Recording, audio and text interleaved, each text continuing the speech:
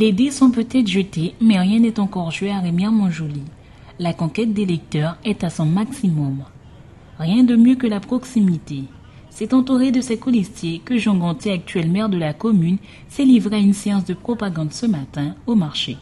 Nous sommes en train justement d'essayer de faire en sorte que la population comprenne bien, comprenne notre projet, comprenne notre programme, et puis surtout que nous essayons de mobiliser au maximum les gens qui ne se sont pas déplacés au premier tour.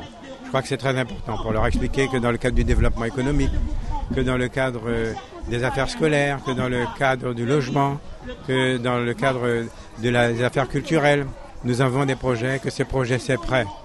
Donc nous sommes particulièrement près de la population et essayons de leur expliquer un petit peu comment nous sommes prêts à fonctionner dès l'instant où nous serons élus. Nous avons mis en place un certain nombre d'outils qui vont nous permettre maintenant de développer la culture, de développer le développement économique avec la création d'emplois pour les jeunes, de continuer à faire en sorte que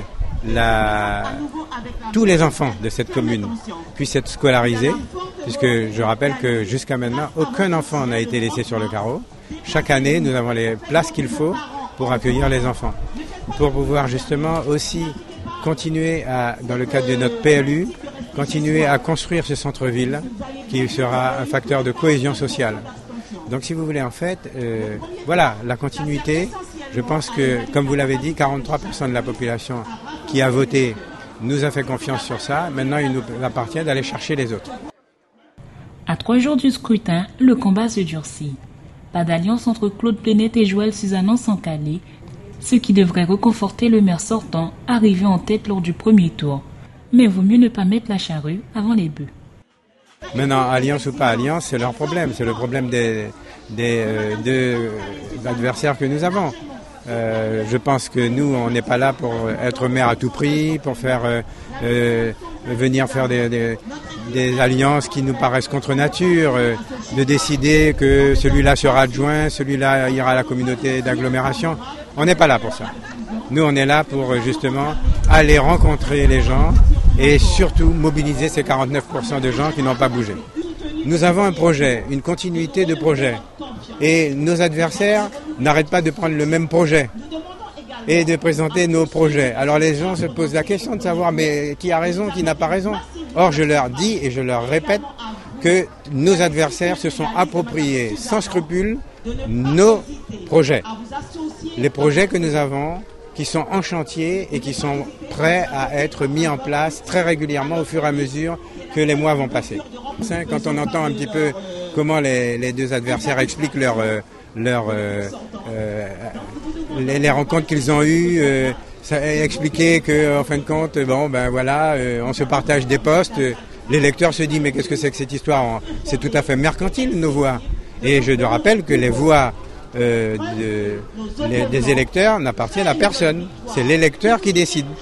Et je sais que dimanche, l'électeur va décider de voter pour nous parce qu'il a compris que maintenant, nous sommes dans une vraie dynamique de projet. À l'ombre d'un élève dans les couloirs du collège Rébert-Néron de Remire-Montjoly. Depuis mardi soir, tout le personnel du collège s'est mis à l'unanimité en grève et renvoie les élèves chez eux. Un ras-le-bol général dans cet établissement, des tags injurieux à l'égard des professeurs, des dégradations diverses et variées, jusqu'à des extrémons dans les couloirs, autant de faits qui ont poussé à bout enseignants et administratifs. Ils dénoncent la souffrance au travail, l'insécurité chronique, le manque de personnel, défaillance du principal, toute une série de dysfonctionnements. Hier matin, la directrice académique adjointe Annick Bayou s'est réunie avec le personnel gréviste. Dans un communiqué envoyé hier soir, le recteur a assuré qu'à la suite des échanges, les difficultés avaient été identifiées. Des propositions concrètes concernant le rétablissement d'un fonctionnement serein dans le collège ont été faites à l'ensemble de la communauté éducative. Certaines seraient effectives dès aujourd'hui, sans pour autant détailler lesquelles. À noter aussi que dès demain 11h, le président du conseil général Alain Tienliang rencontrera à son tour le corps enseignant pour discuter de la sécurisation de l'établissement, à commencer par les trous dans les clôtures par lesquels entrent et sortent les élèves.